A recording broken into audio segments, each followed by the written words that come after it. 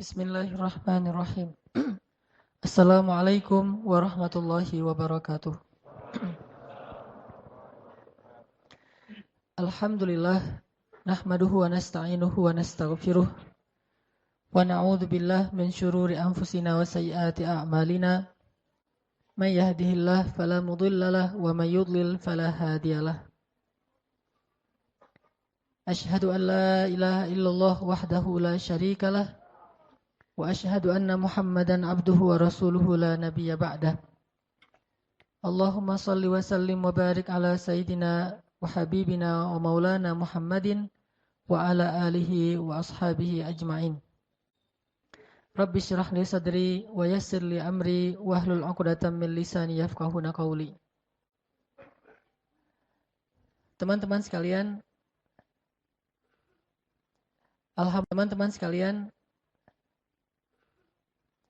Alhamdulillah dalam beberapa pertemuan terakhir kita telah membahas pertama tema tentang pasangan atau suami istri, bahkan kajian tentang ini ada beberapa pertemuan. Kemudian kita juga sudah membahas tentang masalah hubungan kita dengan orang tua, terutama dengan ibu, bahkan dengan mertua sekalipun.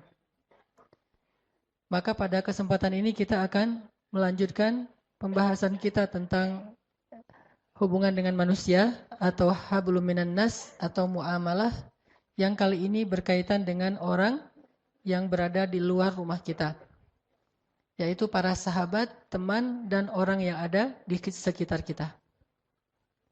Hari ini kita akan membahas tentang salah satu sifat, bahkan kalau kata ulama bukan cuma sifat, tetapi karakteristik. Bahkan kalau kata ulama bukan cuma sifat, tetapi karakteristik.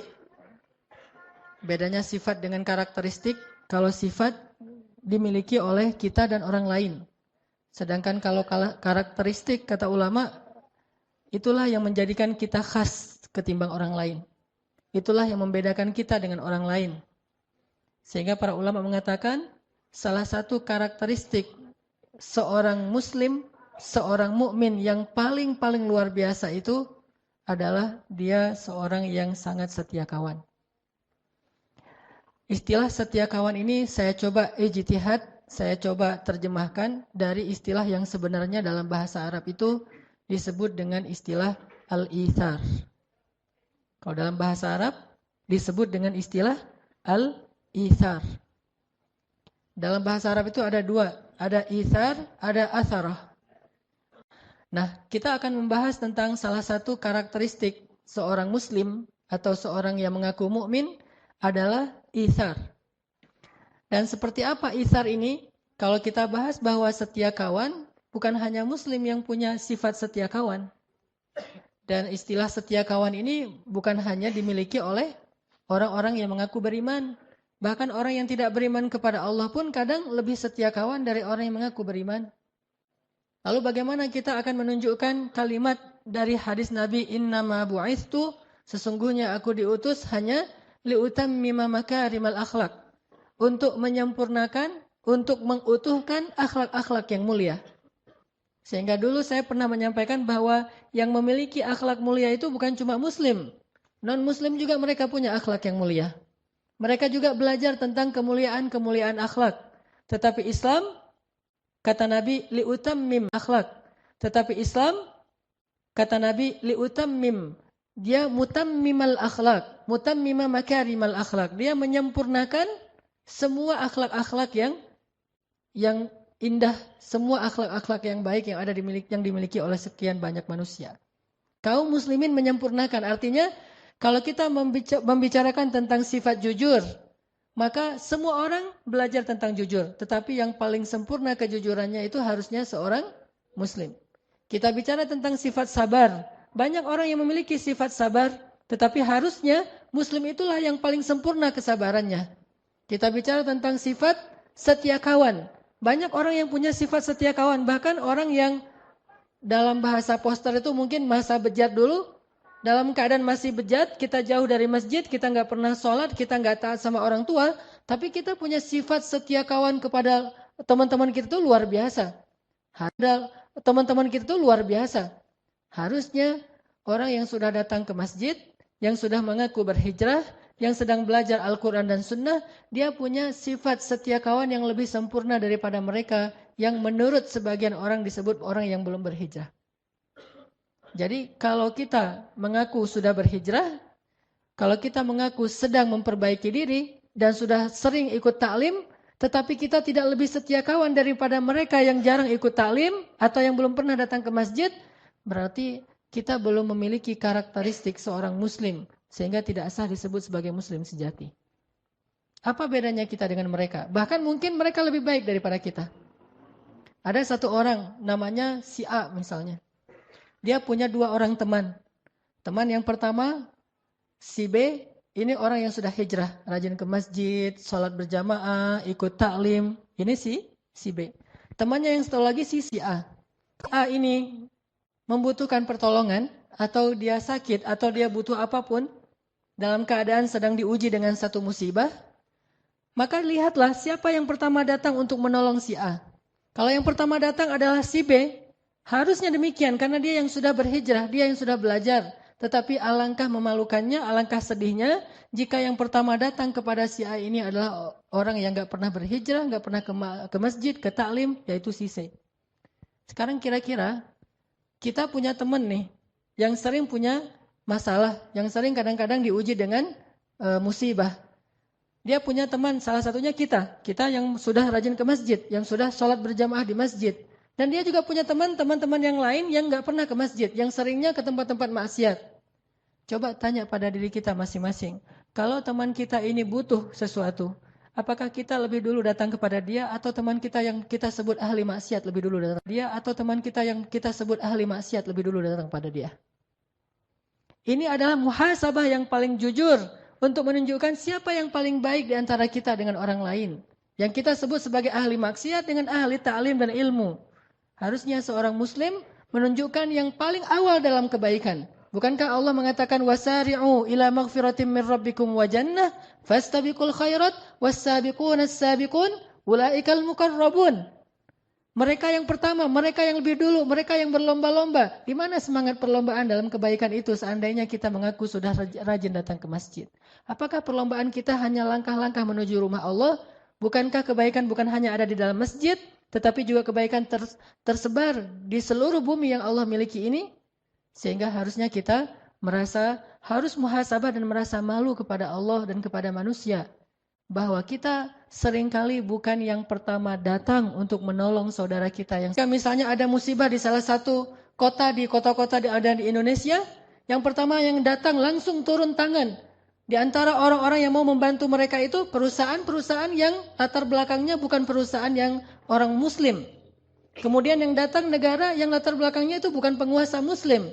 Kemudian secara individu yang datang untuk menyumbangkan berbagai macam bantuannya itu bukan muslim. Charity yang pertama sekali datang untuk menolong kita justru bukan orang yang paling taat dalam agamanya, tetapi mereka orang yang jauh dari masjid, jauh dari taklim.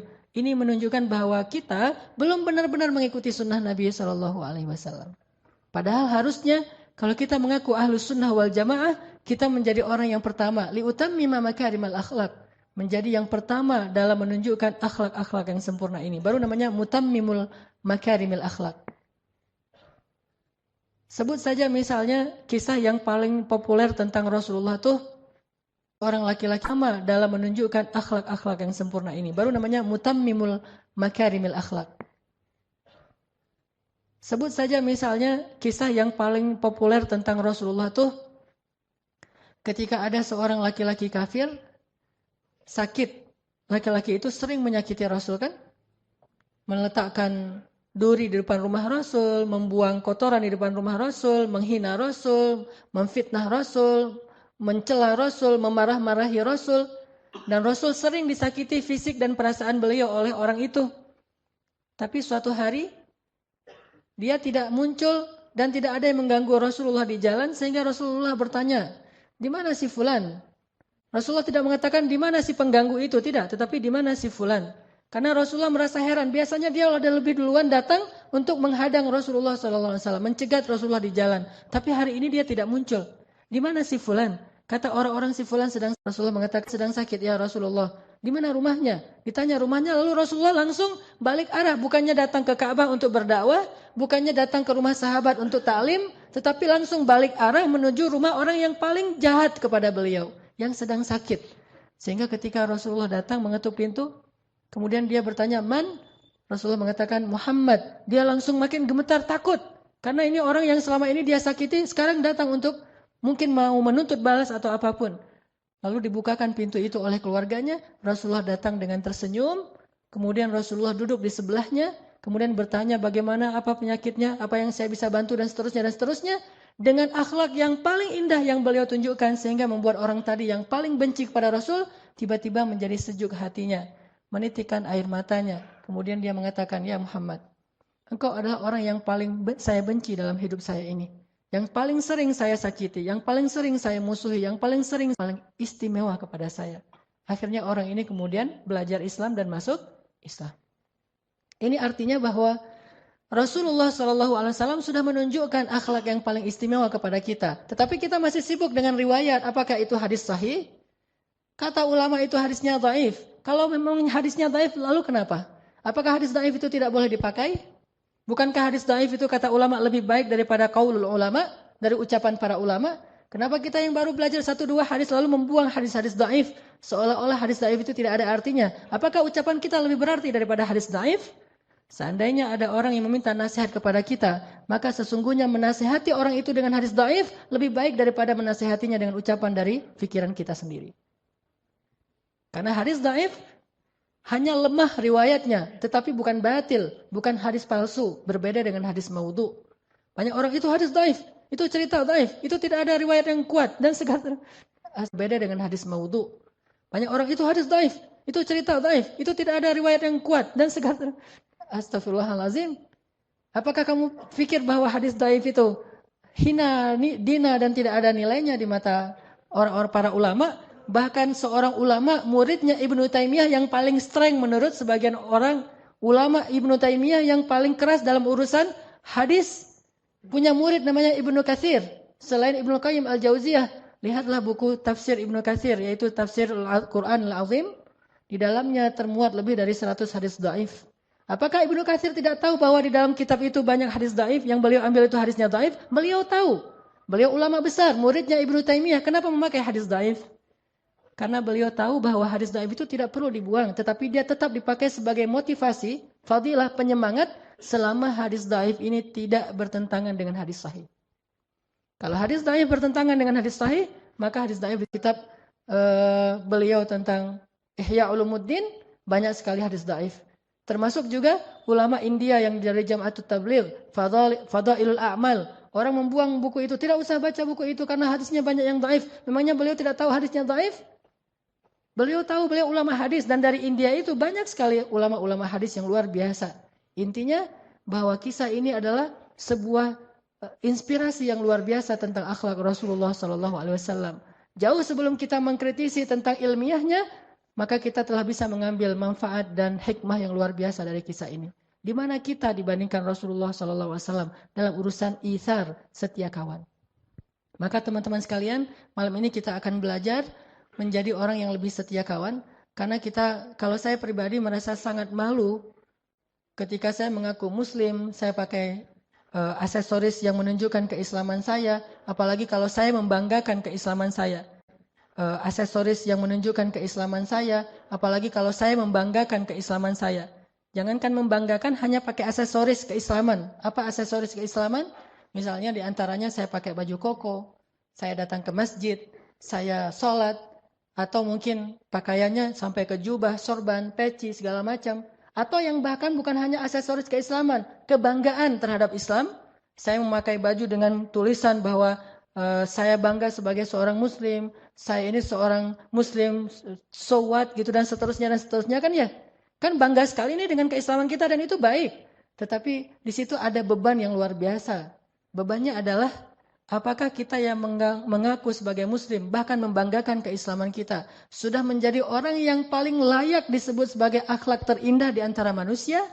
Atau jangan-jangan kita yang mengaku sebagai muslim justru orang ngelihatnya dengan sebelah mata karena yang mengaku dan membanggakan keislaman itu justru yang paling tidak baik. Atau jangan-jangan kita yang mengaku sebagai muslim justru orang ngelihatnya dengan sebelah mata karena yang mengaku dan membanggakan keislaman itu justru yang paling tidak baik akhlaknya. Ini bagi saya muhasabah dan akan menjadi rasa malu yang luar biasa sehingga mencoba untuk selalu belajar. Ada orang di belakang mobilnya ditulis La ilaha illallah. Mobil yang di belakang, di kaca belakang sudah ditulis La ilaha illallah, nggak boleh ngebut loh ya. Karena itu bebannya berat. Kalau dia ngebut nggak ada La ilaha illallah, dia tidak membawa kalimat thayyibah dalam akhlak yang khabithah. Tetapi ketika di mobil dia tulis La ilaha illallah, dia tulis misalnya muslim atau apa, dia tulis bahasa-bahasa kebanggaan Islamnya, ini hal yang positif, tidak masalah dengan itu. Kita ingin syiar, tapi syiar itu ada konsekuensinya. Jangan hanya syiar dalam bentuk teks. Tetapi ada tanggung jawab yang lebih besar daripada teks itu sendiri, yaitu tanggung jawab akhlak. Karena orang tidak lihat sholat kita. Dan mereka juga tidak akan merasa kagum dengan sholat kita. Mereka akan lihat dan kagum akhlaknya, lebih baik akhlaknya daripada mereka yang di belakang ditulis mungkin kalimat-kalimat, misalnya FBI, mungkin dia ada kalimat tentang benderanya Amerika, ada benderanya Jepang, orang bangga dengan bendera yang lain, atau minimal bendera Indonesia, kita pakai benderanya Palestina, benderanya Arab Saudi, La ilaha illallah. Ini berat membawa kalimat itu. Makanya kenapa di belakang mobil saya tidak ada La ilaha illallah? Karena saya masih suka ngebut di jalan. Alasan. Setidaknya orang tahu suatu saat saya pernah gini. Ini saya waktu itu pakai sorban. Pakai sorban mau ngajar pakai jubah. Karena lagi-lagi alasannya buru-buru gitu. Ngebut kan. Karena macet, jalannya tuh udah stuck banget. Akhirnya saya ngambil jalur yang arah berlawanan. Dan dipancing sama angkot sebetulnya. Saya ngikutin angkot aja, jalur yang berlawanan. Pas ngikutin angkot, angkotnya langsung bisa masuk, saya ketinggalan di belakang. Dan kemudian di depan udah ada mobil, angkotnya langsung bisa masuk, saya ketinggalan di belakang. Dan kemudian di depan udah ada mobil yang berlawanan masuk. Dan mobilnya kebetulan mobil mewah. Lalu setelah itu saya buka kaca tuh mau minta maaf kepada dia, dia juga buka kaca, langsung dia teriak di wajah saya dengan kalimat dari kebun. Dan waktu itu mungkin karena dia lihat dari depan ini orang pakai sorban, pakai jubah, tapi kok ngambil jalur orang. Di situ saya merasa sangat malu, bukan marah kepada dia, justru saya menganggap bahwa dia pantas mengatakan itu kepada saya. Harusnya saya membawa aksesoris Islam, pakai sorban, pakai jubah. Belum lagi nanti kalau ada yang kenal itu Ustadz Hanan dan seterusnya. Berarti saya harus lebih baik akhlaknya daripada mereka. Yang saya maksud dengan akhlak ini bukan urusan pribadi, tetapi bagaimana sikap kita kepada orang lain. Itu terbawa. Apalagi kita, misalnya teman-teman udah pada tahu nih, teman-teman komunitasnya kita di sini, ada yang komunitasnya atlet, mungkin para atlet sepak bola, ada komunitasnya yang lain itu udah rajin ke masjid, bahkan bukan hanya tahu dari orang lain, kita sendiri yang kadang-kadang ngomong, saya ngaji di Al-Latif, saya sekarang lagi coba belajar agama dan seterusnya. Disitulah kita sebetulnya sedang diperhatikan oleh mereka. Kalau mereka memperhatikan kita, jangan buru-buru menjudge mereka bahwa mereka itu sedang curiga sama kita, menjelek-jelekan kita. Enggak. Mereka sedang memperhatikan, apakah yang sudah mengaku hijrah ini lebih baik akhlaknya atau tidak. Kalau lebih baik, maka saya akan ikut dia. Kalau yang sudah hijrah ini, yang sudah belajar agama ini lebih mengalah, lebih sabar, lebih mudah memaafkan, lebih lebar senyumnya daripada yang lain, maka saya akan ikut dia. Tetapi kalau yang sudah mengaku berhijrah ini, kemudian yang dulunya suka tersenyum, sekarang mulai manyun, saya tidak akan ikut dia. Kalau yang dulunya dia orangnya asik, sekarang mulai jaim, saya tidak akan ikut dia. Kalau dulunya orangnya sangat toleran, sekarang orangnya sangat strike gitu, saya tidak akan ikut dia. Ternyata akhlak kita itulah yang akan menarik mereka untuk ikut sama-sama menikmati hidangan Allah di dalam masjid. Fenomenal, tentukan ikut dia. Ternyata akhlak kita itulah yang akan menarik mereka untuk ikut sama-sama menikmati hidangan Allah di dalam masjid. Intinya adalah salah satu yang paling mereka perhatikan itu dan akan membuat mereka takjub itu adalah sifat ithar. Yang tadi saya coba terjemahkan dengan setia kawan. Mari kita coba baca ayat Al-Quran yang sangat fenomenal tentang masalah ithar yang ada di dalam surat Al-Hasyr. Coba kita buka surat 59. Surat Al-Hasyr ayat 9. Surat 59 ayat 9.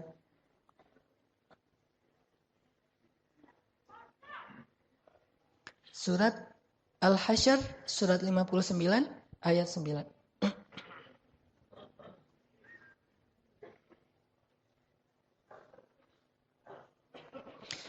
A'udzu billahi minasy syaithanir rajim. Minasy syaithanir rajim.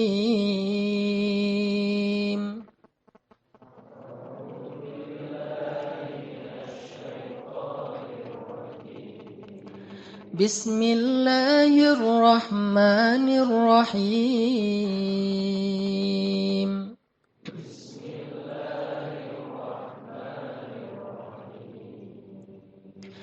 والذين تبوأوا الدار والإيمان من قبلهم يحبون من هاجر إليهم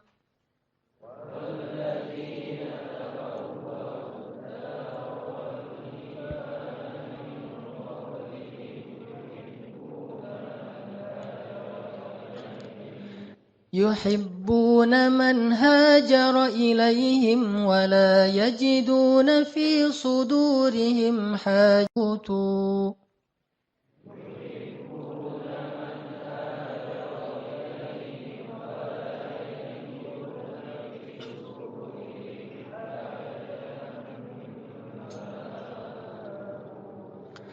ويؤثرون على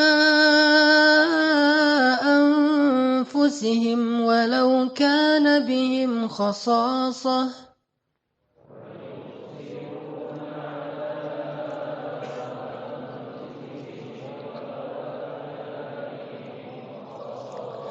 ومن يوق شح نفسه فأولئك هم المفلحون.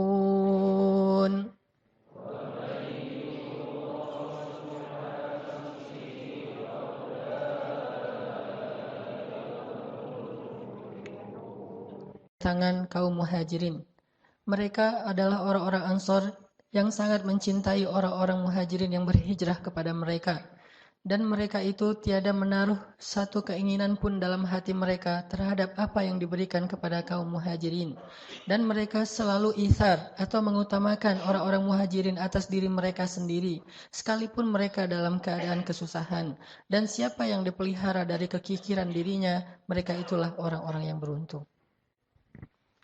Teman-teman sekalian, di dalam ayat 9 ini Allah Subhanahu wa taala menyebutkan satu kata ithar dalam bentuk verb atau kata kerja, yaitu kalimat wa yu'thirun. Wa yu'thiruna ala anfusihim walau kana bihim khasasah. Dan yang diambil sebagai sampel atau contoh tentang ithar di dalam Al-Qur'an itu adalah satu kaum, bukan satu individu. Ini menunjukkan bahwa sifat ithar ini dimiliki oleh orang banyak. Sebagai sampel atau contoh tentang ithar di dalam Al-Quran itu adalah satu kaum, bukan satu individu. Ini menunjukkan bahwa sifat ithar ini dimiliki oleh orang banyak yang luar biasa, yang mereka disebut oleh Allah dengan istilah kaum Ansor, yang terdiri dari suku Aus dan suku Khazraj. Orang-orang Ansor, orang-orang Madinah. Ternyata orang-orang Madinah ini adalah orang-orang yang ahlul ithar, orang yang sangat luar biasa dalam berithar, dalam setia kawan itu luar biasa orang Ansor. Sangat terlihat nanti kisah-kisah itharnya orang Ansor itu, gimana mereka bisa setia kawan, gimana mereka bisa lebih mengutamakan orang muhajirin daripada diri mereka, sampai ke tingkat yang kita tidak bisa mengerti, sampai ke tingkat yang tidak bisa dipercaya oleh akal kita. Begitu luar biasanya sifat setia kawannya kaum Ansor. Di antara contoh setia kawannya kaum Ansor misalnya, ketika kaum muhajirin datang ke Madinah, kemudian mereka membutuhkan, Ansor membagikan setengah dari rumah mereka untuk muhajirin. Memberikan setengah dari tanah mereka untuk muhajirin. Bahkan ada di antara mereka yang menyerahkan seluruh hartanya untuk kaum muhajirin, dan mereka kemudian tinggal bersama keluarga mereka yang lain. Jadi kalau ada adik kakak berlima nih, maka salah satu di antara yang orang 5 ini menyerahkan seluruh hartanya, kemudian dia numpang tinggal bersama keluarganya yang lain. Saking ithar, saking setia kawannya kepada kaum muhajirin. Ini yang dilakukan oleh orang Ansar. Sehingga ketika Rasulullah dan sahabat Muhajirin datang ke Madinah, mereka tidak kelaparan. Mereka tidak kedinginan. Mereka tidak kepanasan. Mereka semuanya mendapatkan tempat seperti yang mereka dapatkan di kampung halaman mereka. Karena ithar dari kaum Ansar. Siapa di antara kita yang bisa seperti ini? Datang orang yang kita tidak kenal sama sekali. Kalau ithar kepada para sahabat, setia kawan dengan teman-teman itu, ini kita mungkin bisa. Bahkan ada di antara kita yang mungkin punya pengalaman di masa-masa lalu, saat kita punya komunitas motor mungkin, atau komunitas hobi yang lain, ketika ada teman kita yang misalnya anak Vespa nih, ada temannya jalan dari Bandung ke Pangandaran, sampai di daerah Pangandaran atau katakanlah misalnya Garut aja atau Tasik gitu, Vespanya mogok. Kemudian dia telepon tengah malam, jam 1 malam dia telepon temannya di Bandung. Bro, Vespa saya mogok gitu. Dan saya sekarang, kamu lagi di mana? Lagi di Tasik, ini mau ke Pangandaran. Mogok udah berapa kali dibenerin nggak bisa hidup, nggak bisa nyala. Saya sendiri sekarang di jalan. Oh ya udah, lo tunggu ya di situ ya, bentar lagi gue datang gitu. Akhirnya dia dari Bandung jauh-jauh naik Vespa juga ke Pangandaran. Untung nggak mogok lagi di daerah Ranca Ekek gitu. Jauh-jauh datang ke Pangandaran, ditelepon oleh temannya dalam waktu hitungan menit, dia langsung siap-siap, langsung berangkat ke Pangandaran. Dia nggak pernah berpikir yang efektif mah bukan saya yang datang, saya cari bantuan aja, saya telepon 911 atau apalah istilahnya. Jangan saya yang datang, kan cari efektivitasnya. Bagi mereka bukan efektivitas, tetapi bagaimana menunjukkan setia kawannya. Mungkin kalau mau efektif, dia akan telepon saudaranya yang ada di Tasik, tolong bantu teman saya. Itu aja udah setia kawan. Tetapi dia tidak ingin kebaikan ini diambil oleh orang lain. Dia yang harus mengambil kebaikan ini. Sehingga dia datang jauh-jauh dari Bandung, ke Tasik, ke Garut, bahkan sampai ke Pangandaran, menyusul temannya yang sedang menunggu di sana dalam keadaan sedang membutuhkan pertolongan. Ini dilakukan oleh orang-orang yang tidak mengenal agama. Harusnya kita yang sudah belajar agama, harus punya setia kawan yang jauh lebih dahsyat dari ini. Dan ini bukan hal yang sepele. Karena tugas seorang muslim itu adalah menunjukkan identitas Islam yang telah Allah gariskan dalam syariatnya. Dan ini berat, makanya menjadi seorang muslim itu luar biasa beratnya. Menjadi seorang muslim itu benar-benar harus menjadi yang bisa berkorban sejauh itu, harusnya anak-anak masjid bisa berkorban jauh lebih baik daripada itu. Kalau anak Vespa di Pangandaran ditelepon, malam itu juga datang, anak masjid ditelepon di Surabaya, malam itu juga datang. Saya lagi di Surabaya, ya udah aku datang sekarang. Gimana cara datangnya? Mikir dulu. Harusnya bisa lebih dari itu. Memang saya juga belum pernah seperti itu. Saya merasa sangat takjub dengan anak-anak Vespa, anak-anak BMX, anak-anak komunitas yang lain yang punya sifat setia kawan yang luar biasa. Dan kita berharap dalam Islam itu, dalam masjid itu, dalam dakwah itu punya yang lebih dahsyat daripada komunitas-komunitas lain. Karena kita mengaku sebagai kuntum khaira ummatin ukhrijat linnas. Kalian kelompok terbaik di antara manusia. Terus tunjukkan mana yang terbaik. Apakah terbaik itu hanya label? Apakah terbaik itu hanya slogan? Apakah terbaik itu hanya sekedar bentuk orasi dan khutbah? Atau kenyataan? Ukhrijat linnas. Kalian kelompok terbaik di antara manusia. Terus tunjukkan mana yang terbaik. Apakah terbaik itu hanya label? Apakah terbaik itu hanya slogan? Apakah terbaik itu hanya sekedar bentuk orasi dan khutbah? Atau kenyataan real? Maka kalau khutbah kita pasti lebih bagus daripada yang lain. Kalau label kita punya banyak label-label yang keren. Tetapi realnya kita harus banyak muhasabah. Saya bukan katakan tidak ada, tetapi kita harus banyak muhasabah. Jangan-jangan kita belum menunjukkan apapun. Apa yang kita tunjukkan dalam bentuk label tetapi tidak ada dalam realitasnya. Orang Ansor, pernah ada kasus begini. Sejak kaum Muhajirin datang ke Ansor, orang Ansor itu berbagi. Berbagi setengah dari harta mereka, sepertiga dari harta mereka, 2/3 dari harta mereka. Bahkan ada yang seluruh dari harta mereka diberikan. Maaf, sampai ada di antara mereka yang mengatakan, maaf saya punya anak, silakan kalau kamu mau menikahi anak saya, kamu butuh keluarga, kamu jadi menantu saya. Kamu nggak perlu mahar. Suamiku kalau memang kamu ridho, maka ceraikan saya sehingga saya bisa menjadi istrinya si fulan itu Muhajirin membutuhkan istri. Sampai kayak gitu. Dan ini adalah inisiatif perempuan Ansor. Saking luar biasanya pengorbanan kaum Ansor ini lebih dari apapun. Kalau bahasa sekarang mah ada 2 orang yang jatuh cinta ke satu cewek. Nah, yang satu udah ke masjid, yang satu belum ke masjid. Maka yang udah ke masjid ini harus ngalah nih. Kenapa Isar? Terus perempuannya di mana? Nah perempuan misalnya dia agak galau nih memilih. Yang udah ke masjid, keren sih. Hafal Quran, udah mulai menghafal Quran, udah tahsinnya udah bagus, udah di mana-mana ngaji gitu kan ya. Terus yang belum ke masjid, keren juga. Cuma dia belum dekat dengan Al-Quran, belum ikut taklim, belum sholat di masjid dan seterusnya. Galau memilihnya nih. Akhirnya supaya si perempuannya nggak galau, maka tunjukkanlah sifat ithar. Datanglah ke teman kita, bro. Yang nggak galau, maka tunjukkanlah sifat ithar. Datanglah ke teman kita, bro. Boleh bicara heart to heart nggak? Ada apa bro? Gitu. Itu tentang si cewek itu tuh namanya misalnya apa namanya yang keren? Namanya Wulan gitu. Si Dewi lah Dewi. Tentang si Dewi misalnya. Lo suka sama dia gitu. Lo nggak usah ngomong gitu dah, baper banget sih jadi orang gitu-gitu deh gitu. Nggak enak kalau udah terlalu main emosional. Kita jujur aja kalau misalnya lo suka sama dia, gue juga suka. Terus gitu.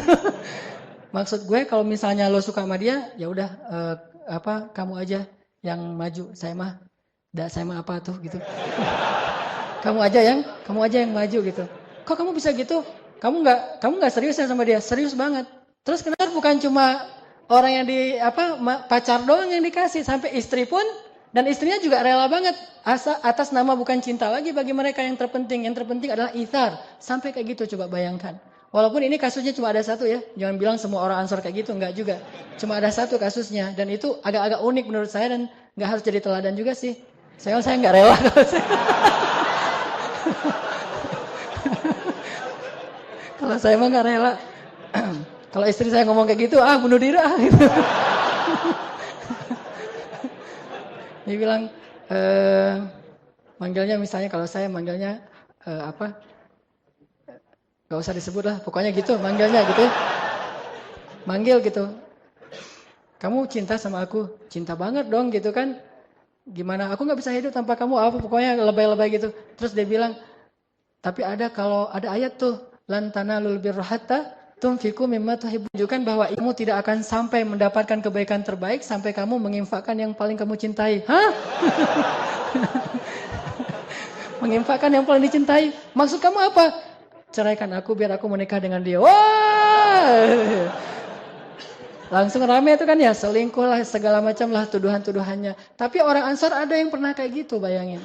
Ini menunjukkan bahwa ithar mereka itu udah luar biasa. Sampai saya bilang, nggak bisa dipercaya dengan logika kita, tapi mereka bisa melakukannya. Terus kalau di Madinah itu lagi musim panen, kan orang muhajirin itu nggak bagus dalam bertani ya. Mereka tuh kan rata-rata bakatnya tuh pedagang. Sedangkan orang Ansor bakatnya berkebun, bertani. Mereka orang-orang yang bagus dalam megang tanaman. Nah ketika musim panen korma, orang muhajirin nggak pernah kerja. Orang muhajirin nggak pernah bantu-bantu di ladang-ladang korma. Mereka mah berdagang aja, dan berdagangnya juga nggak untung-untung amat karena modalnya kecil. Paling yang untung besar tuh cuma beberapa orang lah. Abdurrahman bin Auf, Utsman bin Affan, dan beberapa orang sahabat. Ketika orang-orang Ansor panen, mereka kumpulkan kurma-kurma yang sangat banyak itu di ladang-ladang mereka. Mereka berkumpul, kemudian mereka memanggil, ya Rasulullah, datanglah ke ladang-ladang kami. Datanglah Rasulullah. Ya Rasulullah. Kata Rasulullah, kenapa kalian belum membagi hasil panen ini? Kata orang-orang Ansor, ya Rasulullah, kami tidak mau membagikan hasil panen ini di antara kami saja. Tetapi kami ingin juga berbagi dengan kaum muhajirin. Ajaklah kaum muhajirin bersama kami ya Rasulullah. Kami ingin berbagi dengan mereka. Diajak orang muhajirin. Sedangkan orang muhajirin ngapain? Mereka di rumah aja, malu, nggak berani keluar. Takutnya ntar kalau keluar kan nggak enak tuh. Orang lagi enak-enakan mau bagi-bagi hasil panen, kita lalu lalang kan dikira, kayaknya dia butuh tuh kan nggak enak tuh. Jadi caper gitu kan. Akhirnya orang muhajirin ya udah di dalam rumah aja tuh. Dipanggil sama Rasul, ya muhajirin keluar. Ada apa ya Rasulullah? Orang-orang Ansar mengundang kalian ke ladang-ladang mereka. Datanglah muhajirin. Ketika datang orang-orang muhajirin ke ladang-ladang Ansar, orang Ansar mengundang kalian ke ladang-ladang mereka. Datanglah muhajirin, ketika datang orang-orang muhajirin ke ladang-ladang Ansor, orang Ansor menyambut mereka itu seperti orang yang menyambut seseorang yang sangat menguntungkan mereka. Bukan, datang. Bukan gitu. Kayak kita misalnya lagi makan enak nih, kita lihat makanan enak, teringat dengan teman kita. Aduh, kalau makanan enak kayak gini masa saya makannya sendiri? Kita SMS teman kita telepon, mau makan di sini enggak? Saya lagi di sini nih, ayo ke sini aja. Kita ajak teman kita, kan itu hal yang sepele sebetulnya sederhana. Bahkan kalau perlu saat kita lagi uangnya hampir habis tuh. Kita lihat di ini kita tinggal 2 lembar lagi warna merahnya. Sementara kita makannya itu rata-rata harganya 30.000 ke atas gitu. Kan enak tuh makanannya 50.000, 40.000, ada apa burger, ada segala macam. Kita SMS teman kita, aku lagi makan ini nih ayam penyet, kan harganya 30 ribuan. Mau datang ke sini bareng-bareng, dia bilang, oh boleh. Ini kan dia nggak tahu kalau kita nggak punya uang. Terus pesannya apa? Misalnya pesannya lebihan uang, tapi kita masih bisa memberi kepada yang lain. Itu namanya itsar. Kalau sekedar memberikan yang lebih, itu namanya jud. Kalau memberikan yang kita nggak terlalu butuh, itu namanya sakha. Semua ini kebaikan. Kebaikan itu kata ulama ada 3 tingkatan. Tingkatan yang paling rendah namanya sakha. Memberikan sesuatu yang kita nggak terlalu butuh, nggak terlalu suka, yang biasa aja, yang lebih, itu namanya sakha. Sedangkan jud itu memberikan yang kita sukai. Dan itsar memberikan yang paling kita butuhkan. Sehingga kalau kita berikan kepada yang lain, kita jadi kekurangan, bahkan kita menjadi susah. Itu namanya itsar. Orang Ansar menyambut kedatangan muhajirin ke ladang mereka itu dengan pelukan hangat. Selamat datang ya muhajirin, selamat datang muhajirin, sini. Semuanya saling tarik menarik untuk duduk di tempat dia. Karena kalau duduk di tempat dia, dia akan membagikan ini punya banyak patok nih, punya banyak spot. Kesini. Orang muhajirin jadi bingung ditarik-tarik gitu. Coba bayangin di ladangnya orang Ansar. Kalau kita, oh yang datang ya. Pura-pura sibuk aja tempat dia. Karena kalau duduk di tempat dia, dia akan membagikan ini punya banyak patok nih, punya banyak spot. Kesini. Orang muhajirin jadi bingung ditarik-tarik gitu. Coba bayangin di ladangnya orang Ansar. Kalau kita, oh yang datang ya. Pura-pura sibuk aja gitu. Yang lain dia telengah-telengah ngelihat, nggak ada, kayaknya nih saya nggak ada yang nyambut nih, pulang aja deh kan gitu ya. Kalau kita enggak, kalau muhajirin, kalau Ansar enggak, dia tarik ke ladangnya, kesini.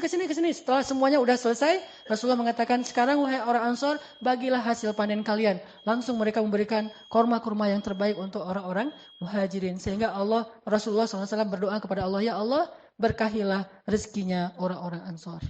Ini namanya itsar. Di mana sekarang sifat itsar seperti ini dalam kehidupan kaum muslimin? InsyaAllah kita lanjutkan nanti kisah-kisah yang lain setelah sholat Isya. Jadi kepikiran tadi habis ngomongin apa? Jadi nggak khusyuk sholatnya. Ngomongin kalau misalnya kayak Ansar InsyaAllah gitu. Atau sakit kita siap menderita. Tapi kalau perasaan kan, aduh, itu benar-benar itsar. Kayaknya salah satu contoh itsar paling mengharukan tuh itu tuh kayaknya.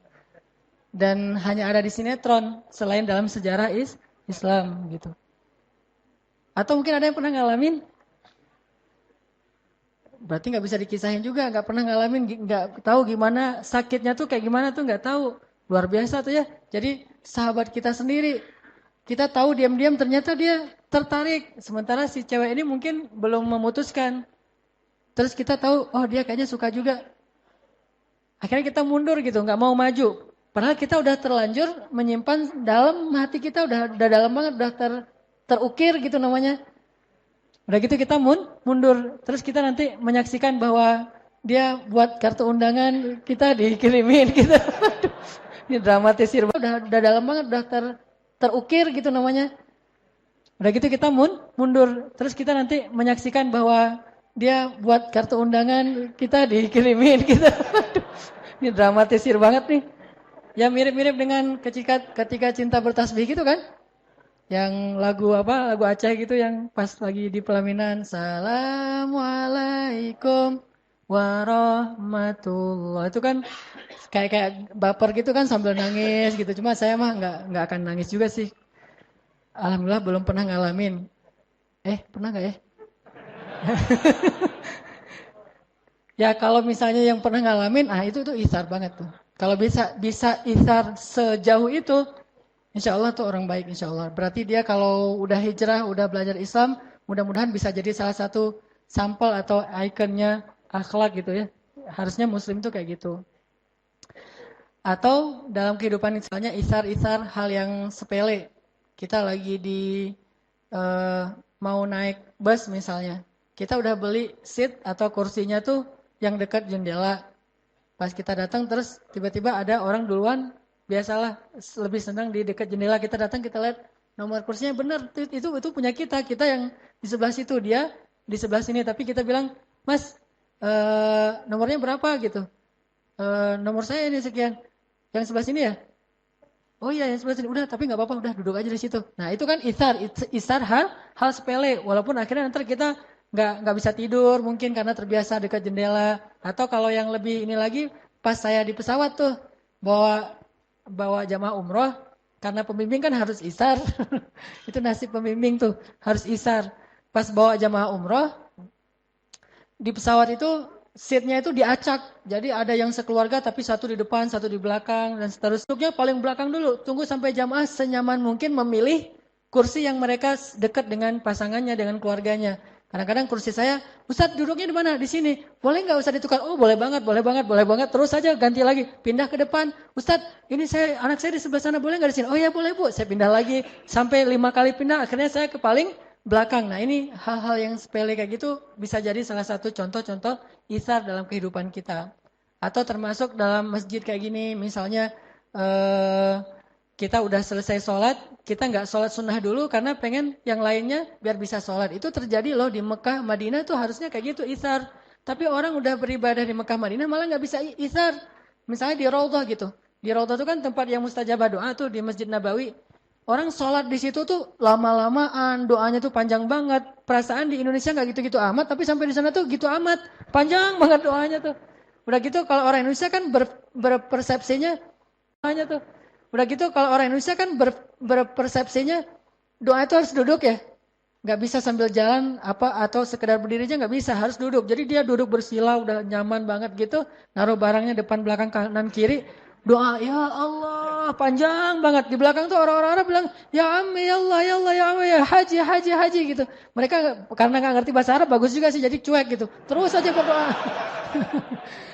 Nah ini namanya ithar, hal-hal yang sepele kayak gini. Kalau dalam kehidupan kita yang lebih ekstrim lagi mungkin apa yang tadi ada saya pernah lihat di internet di YouTube tuh ada liputan tentang seorang anak di Australia Muslim. Jadi dia dapat penghargaan dari pemerintah Australia sebagai salah satu contoh anak yang berkorban untuk kakaknya. Anak ini sekitar umur sekitar 8-9 tahun, kakaknya 12 tahun. Anak yang berkorban untuk kakaknya. Anak ini sekitar umur sekitar 8-9 tahun, kakaknya 12 tahun. Tenggelam di salah satu pantai di laut. Tenggelam, dua-duanya nggak bisa berenang. Tapi pas ngelihat kakaknya lagi tenggelam, nggak bisa berenang. Akhirnya dia nolongin kakaknya. Nolongin kakaknya, sambil dia tarik kakaknya dan dia udah kelep juga, dia udah minum banyak air, terus sampai bisa membawa kakaknya ke pantai dan dia sampai lemes dan pingsan. Diambil sama lifeguard, kemudian dibawa ke ambulan dan di perjalanan dia meninggal dunia. Sehingga langsung dikasih banyak penghargaan, orang banyak yang menangis untuk dia. Nah ini ithar, rela mati demi orang lain. Kadang kita ngerasain kayak gitu. Kayak misalnya kita lagi bareng-bareng berenang di UPI misalnya, yang 5 meter tuh kan ya. Nah ada teman kita yang ternyata terlalu pede mungkin berenangnya, main nyemplung aja deh kira 1,5 meter. Pas dia masuk ke situ kok dalam banget masuknya. Datanglah kita ceng-ceng gitu kan. Terus kita keluarganya selamatin orang, diinjak-injak apa ditekan-tekan sama dia, udah aja kita mungkin minum banyak air sampai kita akhirnya kenyang gitu dan pingsan karena kenyang. Nah ini ithar. Tapi nggak tahu nih ada nggak orang yang mau melakukan sejauh ini. Kalau ada yang bisa melakukan sejauh itu minimal untuk keluarganya, itu berarti menunjukkan bahwa dia udah punya semangat ithar yang luar biasa. Intinya ithar memberikan sesuatu yang paling kita butuhkan walaupun sedikit. Sampai Nabi bilang apa tentang ithar? Rubba dirhamin sabaqa alfa dirham. Bisa jadi 1 dirham itu lebih Allah sukai daripada 1.000 dirham, kata Nabi. Kenapa bisa jadi 1 dirham lebih Allah sukai daripada 1.000 dirham? Karena 1.000 dirham ini diberikan oleh orang kaya. Sedangkan 1 dirham ini diberikan oleh orang yang sangat-sangat membutuhkan 1 dirhamnya. Jadi bisa jadi 1 dirham ini nilainya lebih besar di mata Allah daripada 1.000 dirham. Apa bedanya? Bukan angkanya, tapi ithar dan jud. Dirham. Apa bedanya? Bukan angkanya, tapi ithar dan jud. Kalau 1.000 dirham itu jud. Memberikan sesuatu yang dia juga sebetulnya punya lebih gitu. Tapi kalau ithar, memberikan satu-satunya yang dia punya dan kalau dia berikan ke orang lain dia akan susah. Itulah ithar. Sehingga ada kisah seorang ulama di zaman tabi'in. Beliau miskin, fakir malah. Ulama-ulama dulu kan terbiasa hidup dalam keadaan miskin. Sehingga keluarganya juga udah ridho dengan keadaan kayak gitu, sibuk dengan ilmu. Nah, beberapa hari keluarganya nggak makan dan beliau juga nggak tahu harus bekerja apa. Sementara beliau mengajarkan ilmu kepada orang lain nggak pernah dibayar. Ini ujian juga buat saya. Saya dulu pernah ngalamin ya masa-masa ketika awal-awal saya mengajar itu bayarannya kecil banget dan saya tidak mempermasalahkan itu sampai akhirnya Allah menguji keikhlasan saya. Sampai akhirnya Allah menguji suatu hari anak saya sakit keras. Anak yang kedua, Maryam, sakit keras, harus dibawa ke rumah sakit, panas tinggi luar biasa, udah 2 hari nggak turun-turun, dibeliin obat nggak turun juga, sehingga akhirnya saya bawalah ke rumah sakit, salah satu rumah sakit di Bandung, rumah sakit swasta waktu itu. Saya bawa ke rumah sakit, mereka langsung minta deposit, depositnya untuk 10 hari, 1 hari 1 juta, berarti 10 juta. Saya nggak punya tabungan sama sekali. Akhirnya udah masuk anak saya, udah diperiksa, katanya ini parah banget, harus segera diopname dan minta depositnya. Saya tarik lagi keluar dari rumah sakit itu. Saya pergi ke rumah sakit negeri. Ke rumah sakit negeri, salah satu rumah sakit negeri di Bandung. Akhirnya juga gitu. Diminta deposit, kemudian mau di scan gitu, mau di ransen. Cuma minta uang dulu dan saya nggak punya. Akhirnya keluar lagi dari rumah sakit, saya bawa pulang ke rumah itu. Dalam keadaan saya waktu itu menangis karena sedih nggak bisa membawa anak saya berobat dan nggak punya uang. Di situ mulai diuji tuh. Diuji banget. Muncullah pikiran-pikiran yang nggak tahu nih negatif atau wajar. Saya selama ini ngajar ikhlas-ikhlas, tapi giliran saya butuh nggak ada yang bisa nolong. Kan teruji tuh. Nah disitulah akhirnya mulai diuji antara pilihan. Kalau gitu memilih nggak nih mana yang mahal infaknya, mana yang kecil, atau yang kayak gini dikasih istilahnya mungkin ada angkanya segala macam. Saat itulah ujian paling berat. Dan para sahabat atau cerita ulama tadi pernah seperti yang saya alamin. Anaknya sakit, keluarganya nggak makan sekian hari. Akhirnya dia cari pekerjaan.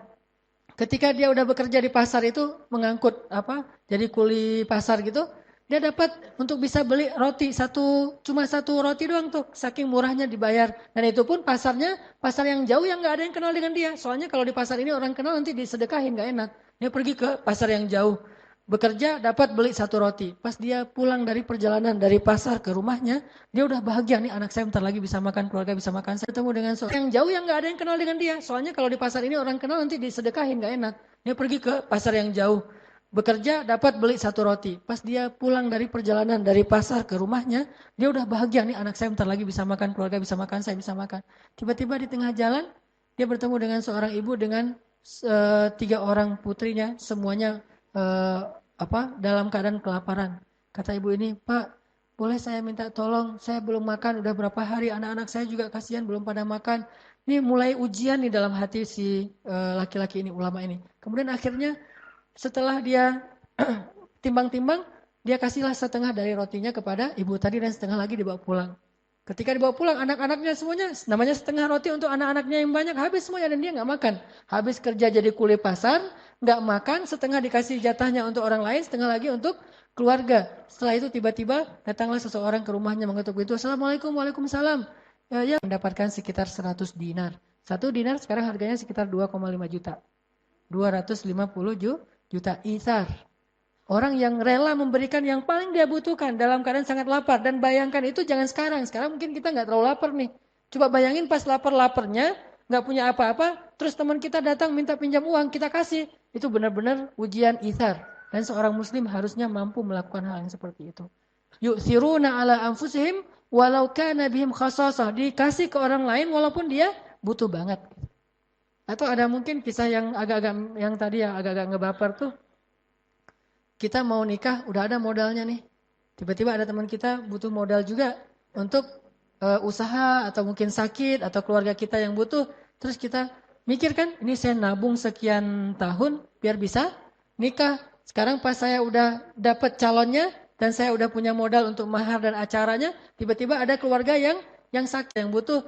Terus kita mikir kan, ini saya nabung sekian tahun biar bisa nikah. Sekarang pas saya udah dapat calonnya dan saya udah punya modal untuk mahar dan acaranya, tiba-tiba ada keluarga yang sakit dan dia butuh pertolongan saya. Kalau saya kasih ke dia, berarti saya ditunda pernikahannya. Kalau saya nikah, berarti saya harus menolak dia dengan walaupun rasa berat hati. Ini ada satu kalimat yang menurut saya, kalimat yang tertuang begitu aja ketika saya membayangkan. Apa kalimatnya? Menangis setelah berkorban itu jauh lebih mengharukan daripada menangis karena penyesalan. Menangis setelah berkorban jauh lebih mengharukan daripada menangisi kesalahan. Jadi kalau kita bisa berkorban kemudian kita menangis karenanya, terharu gitu, maka itu jauh lebih mengharukan daripada menangis karena kesalahan yang kita buat. Jadi lebih baik kita berkorban untuk orang lain daripada kita berbuat kesalahan. Sehingga nanti kalau kita menangisi kesalahan kita yang sekarang, itu nggak keren. Lebih keren kita menangisi pengorbanan kita walaupun kita nggak dapat untung. Namanya juga pengorbanan. Itu menurut saya lebih mengharukan. Kita melihat anak-anak kita tertawa, tersenyum bahagia, tanpa mereka tahu bahwa sebetulnya kita dalam keadaan sedang irit nih. Tapi kita kasih kepada mereka apa yang mereka butuhkan. Itu bisa mengharukan banget menangisnya. Kepada pasangan kita, kepada teman kita. Dalam keadaan sangat irit. Kita untuk, misalnya sendal kita tuh udah sobek misalnya, bahkan udah berlubang gitu sendal kita atau sepatu kita. Kita nggak beli sepatu baru atau kita punya ransel kita tuh udah sobek-sobek. Kita nggak beli ransel demi untuk bisa beli baju anak kita, bahkan bukan baju yang penting-penting amat, baju baru biasa. Atau untuk istri kita dia lagi jalan ngelihat ada jubah yang bagus, kita beliin untuk pasangan kita. Itu jauh lebih keren. Dan itu adalah ihsar, belajar dari kita dibandingkan dengan para sahabat dulu. Atau nggak usah jauh-jauh para sahabat di antara kita. Orang-orang yang belum berhijrah, orang-orang yang jauh dari masjid, yang mereka bisa ihsar habis-habisan kepada temannya. Teman-teman yang dirahmati Allah Subhanahu wa taala, ada lagi kisah ihsarnya para sahabat yang saya pernah baca. Ketika para sahabat, salah satunya namanya kalau nggak salah Jabir bin Abdullah.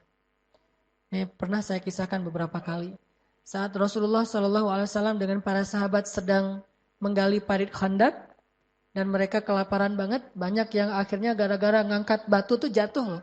Saking kelaparannya menggali parit Khandak, saking kelaparan dan susahnya ngangkat batu tuh sampai dia jatuh dan tertimpa batu. Saking lemahnya. Tapi mereka terus bekerja, siang malam makannya cuma 1 butir kurma sama minum air. Akhirnya Jabir bin Abdullah merasa kasihan kepada Rasul yang ngelihat saking lemahnya. Tapi mereka terus bekerja. Siang malam makannya cuma 1 butir kurma sama minum air. Akhirnya Jabir bin Abdullah merasa kasihan kepada Rasul. Yang ngelihat Rasulullah itu susah banget. Dia pulang ke rumah, dia tanya kepada istrinya, istriku, ada apa di rumah kita yang bisa kita berikan kepada Rasulullah sebagai makanan? Kata istrinya, enggak punya apa-apa. Kita juga orang miskin. Satu-satunya yang kita punya itu cuma seekor domba yang masih kecil banget, yang baru berukuran yang sangat kecil, baru lahir, sama satu kalau bahasa sekarang mungkin 1 kilogram gandum yang bisa dibuat untuk beberapa potong roti. Cuma itu yang kita punya di rumah. Kata Jabir, ya sudah kalau gitu kamu tolong buatkan roti biar saya potong dombanya. Disiapkanlah daging domba, kecil banget dombanya, mungkin hampir seukuran ayam gitu, hampir seukuran kucing kecil gitu. Domba yang baru lahir. Cuma satu-satunya yang dimiliki segitu tuh. Kalau dalam bahasa, kata Jabir, ya Rasulullah, saya sudah mempersiapkan jamuan makan malam. Kalau Rasulullah selesai bekerja nanti, datanglah ke rumah saya untuk makan malam bersama. Saya siapkan jamuannya. Rasulullah bahagia banget kan? Bayangin, yang ngundang itu orang miskin loh. Dan Rasulullah udah curiga, pasti makanannya cuma segitu-gitu aja. Namanya juga Jabir. Siapa yang gak kenal Jabir dengan kemiskinannya? Sehingga kalau yang ngundang itu Jabir, paling ya gitu-gitu aja lah makanannya. Rasulullah tahu itu. Tapi Rasulullah saking bahagianya diundang walaupun cuma sederhana makanannya dan tahu cukupnya paling banyak untuk 3 orang. Dan Jabir udah mengatakan cuma untuk 3 orang ya Rasul. Rasulullah langsung berdiri mengatakan, wahai para sahabat. Yang jumlahnya berapa? 1000 orang.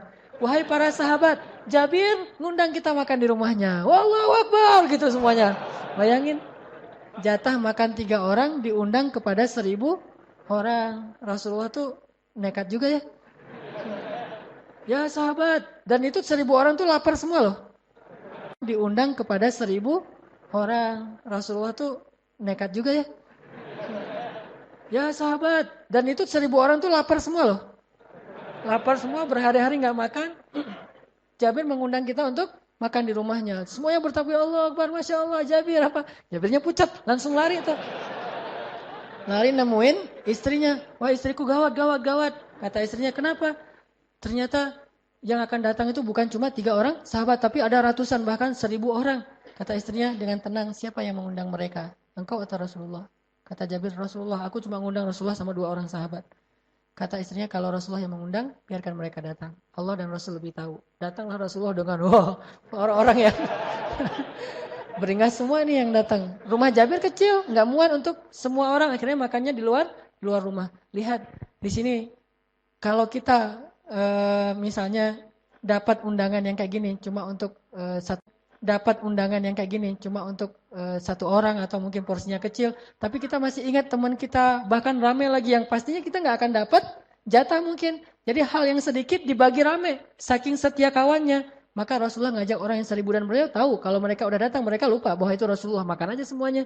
Sering kayak gitu soalnya. Rasulullah dilupain sehingga Rasulullah diam-diam aja nggak makan, yang lain pada makan. Baru nanti setelah mereka kenyang udah pada sendawa gitu, udah gelegean, kalau kata orang Sunda apa? Terap gitu.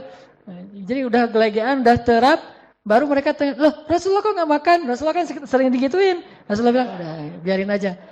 Seolah-olah bahwa Rasulullah itu udah kenyang, bahkan ada yang sampai matiin lampu.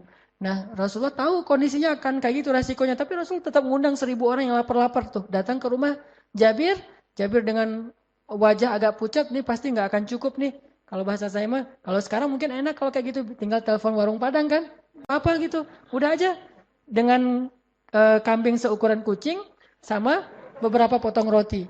Kata Rasul, tutuplah dengan kain, ditutup. Jadi kayak apa, bejana gitu, kayak talam gitu, ditutup pakai kain. Terus Nabi mengatakan, wahai para sahabat, ambillah sesuka kalian tanpa membuka penutupnya. Jadi ngambilnya dari dalam gitu. Dan Rasulullah nggak mendahulukan dirinya dan Jabir, tetap yang lain dulu. Jabir bagikan pada mereka. 1000 orang, bayangin berapa jam tuh. 1000 orang dibagikan satu bejana, satu talam gitu.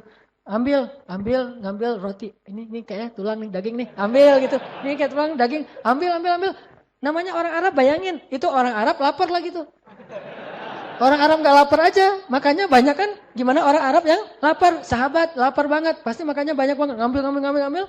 Semuanya sampai 1000 orang. Tapi gundukan penutupnya itu masih kayak penuh gitu. Nggak sampai kempes. Dan Jabir mulai curiga, kok berat. Semuanya sampai 1000 orang. Tapi gundukan penutupnya itu masih kayak penuh gitu, nggak sampai kempes. Dan Jabir mulai curiga, kok beratnya nggak berkurang. Setelah semuanya udah selesai makan, Rasulullah nggak makan. Memperhatikan mereka makan tuh kayak ibu ngasih makan anaknya, kayak gitu Rasulullah ke sahabat. Mereka semuanya lahap, wah lupa sama Rasulullah. Udah selesai semuanya makan, mereka pamit. Dan lupa Rasulullah belum makan. Setelah mereka semuanya pamit, Rasulullah memanggil Jabir dan istrinya, duduklah, sekarang bukakan penutupnya. Pas dibuka, semuanya masih utuh seperti awal. Sama sekali seperti nggak ada yang makan. Jangan-jangan itu kayaknya halusinasi makannya. Sampai di rumah kok saya masih lapar ya. Nggak, ini mah bukan magician ya. Jadi bukan lihat tatap mata saya. Makanlah gitu. Nggak, ya, berkah banget.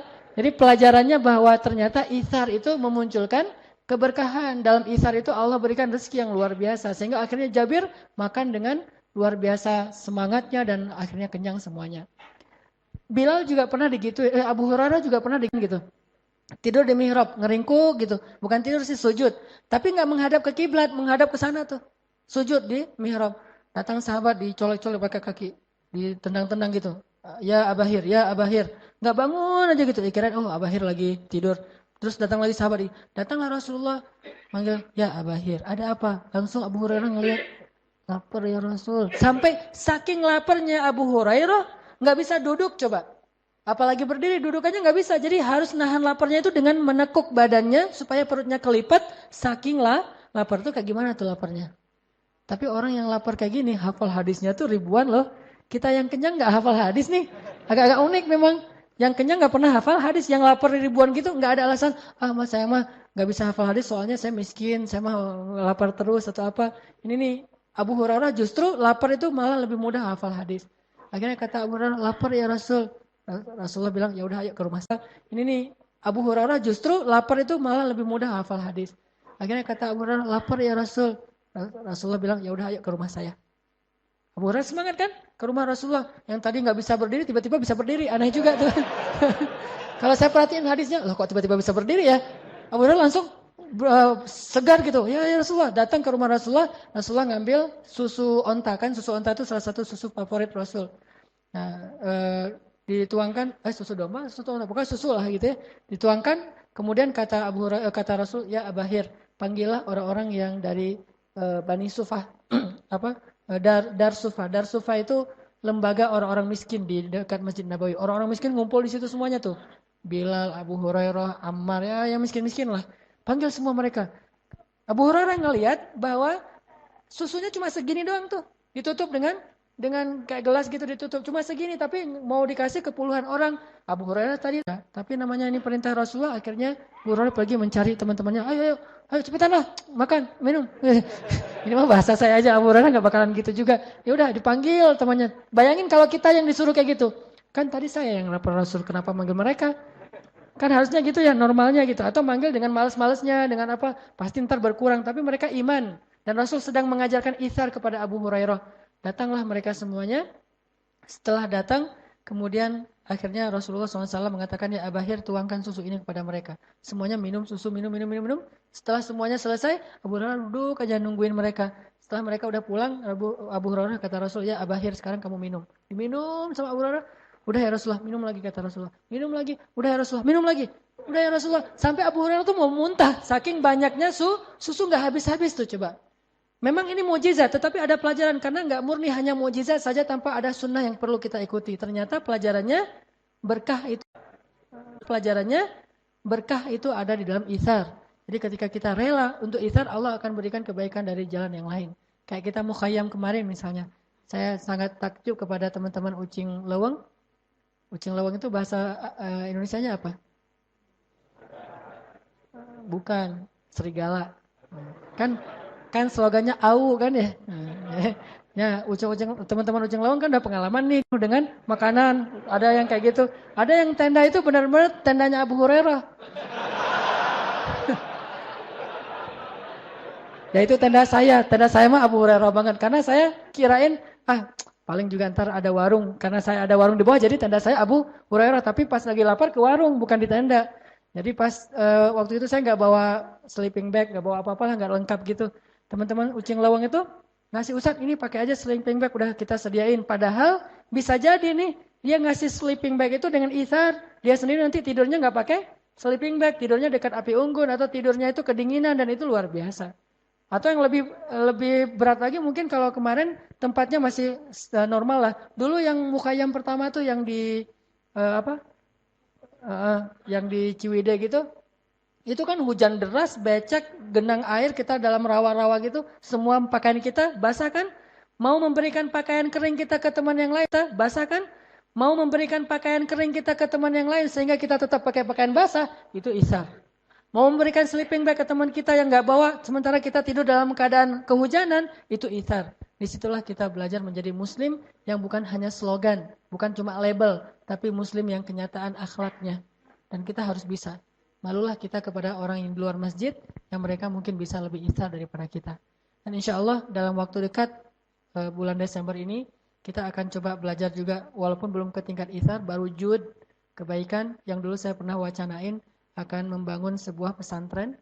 Dan alhamdulillah videonya udah selesai dibuat, nanti akan dipresentasi membangun sebuah pesantren di pelosok Tasik dan perbatasan Garut, daerah Taraju. Pesantren anak-anak yang menghafal Al-Quran, yang mereka tidurnya di lantai, nggak punya bantal, apalagi kasur dan selimut.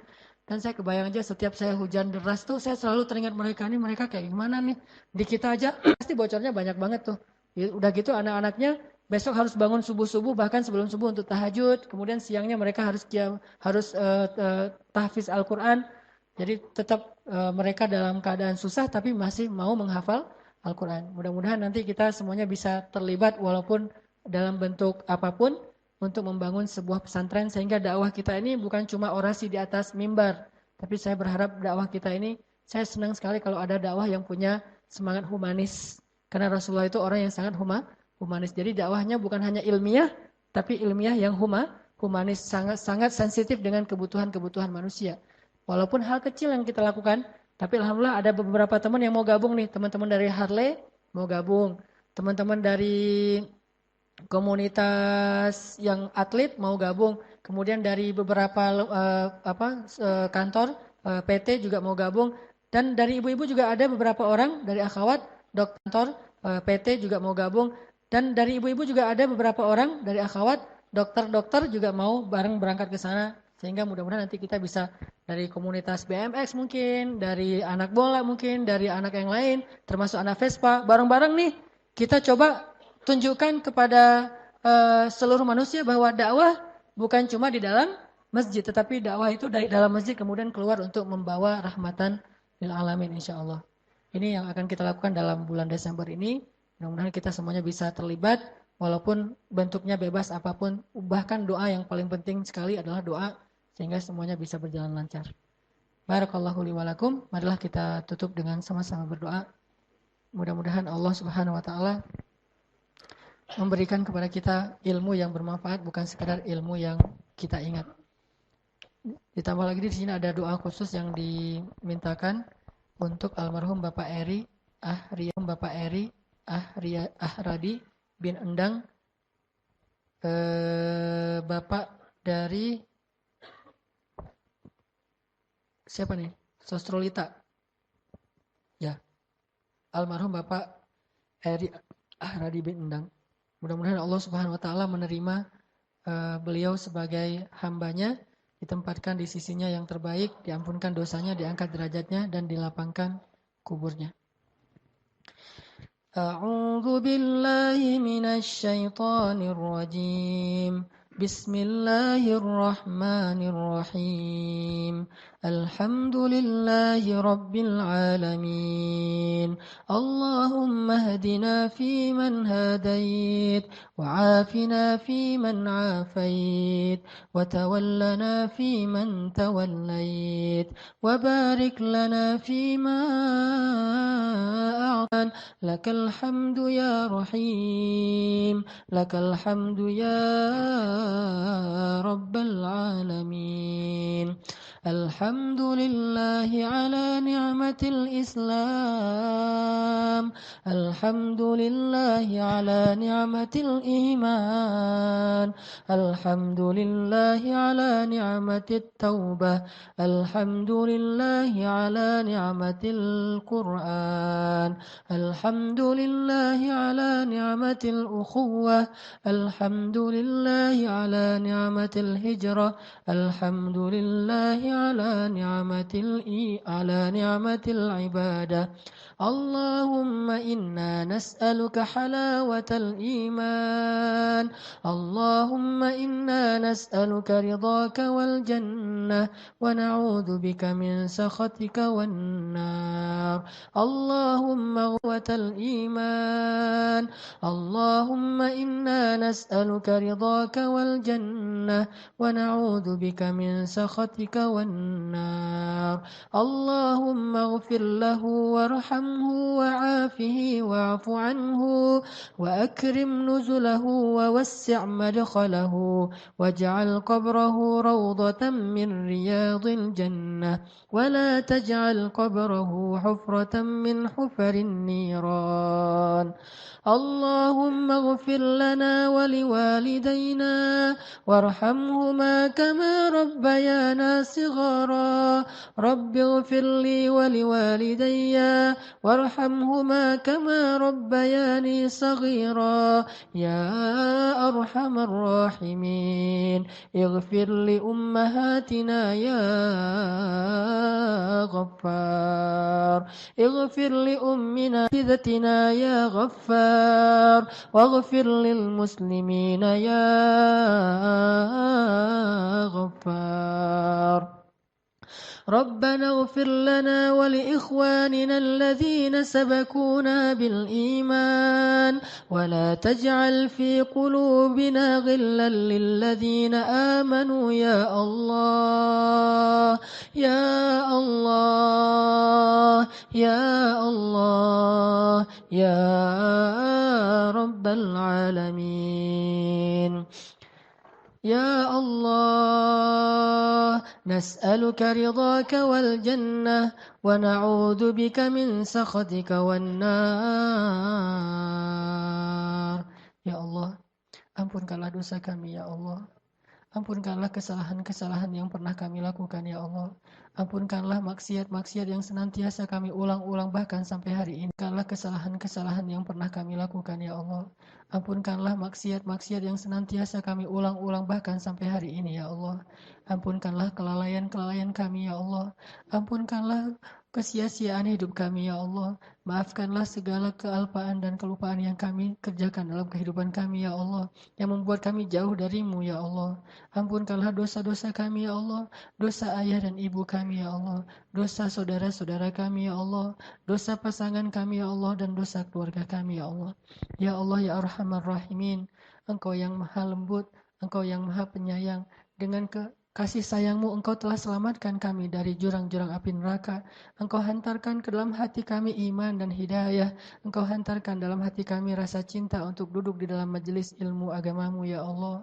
Engkau jadikan kami rasa cinta ke dalam rumahmu ya Allah, sehingga kami lebih ringan melangkahkan kaki kami untuk datang ke masjid-masjidmu ya Allah. Majelis ilmu agamamu ya Allah. Engkau jadikan kami rasa cinta ke dalam rumahmu ya Allah, sehingga kami lebih ringan melangkahkan kaki kami untuk datang ke masjid-masjidmu ya Allah.